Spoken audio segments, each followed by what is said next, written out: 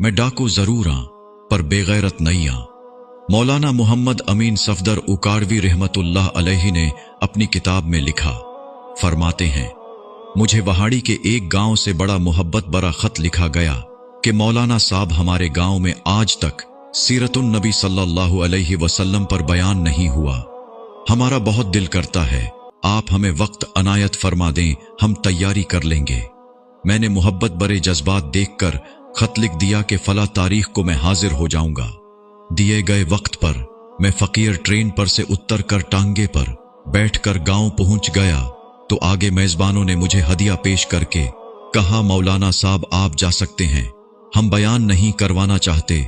वजह पूछी तो बताया कि हमारे गांव में 90% कादियानी हैं। वो हमें धमकियां देते हैं कि ना तो तुम्हारी इज्जतें, न माल, न घर बार महफूज रहेंगे। अगर सीरतुन नबी सल्लल्लाहु अलैहि वसल्लम पर बयान करवाया तो मौलाना साहब हम कमजोर हैं, गरीब हैं, तादाद में भी कम हैं, इसलिए हम नहीं कर सकते। मैंने लिफाफा वापस कर दिया और कहा, बात तुम्हारी होती या मेरी होती तो वापस चला जाता। बात मदीने वाले आका सल्लल्लाहु अलैहि वसल्लम की इज्जत की आ गई है, अब बयान होगा, जरूर होगा। वो घबरा गए कि हजरत आप तो चले जाएंगे, मसला तो हमारे लिए होगा। मैंने कहा, इस गांव के आसपास कोई डंडे वाला यानी बासर या गुंडा है। उन्होंने बताया कि गांव से कुछ दूर नूरा डाकू रहता है, पूरा इलाका उससे डरता है। मैंने कहा, चलो मुझे ले चलो नूरे के पास। जब हम नूरे के डेरे पर पहुंचे, देखकर नूरा बोला, अज खैर है, मौलवी कीवें आ गए ने।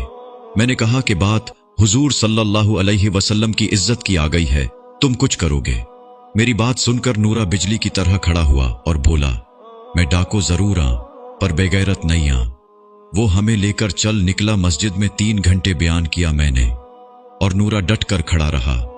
आखिर में नूरे ने यह कहा कि अगर किसी ने मुसलमानों की तरफ आंख उठाकर भी देखा तो नूरे से बच नहीं सकेगा। मैं वापस आ गया।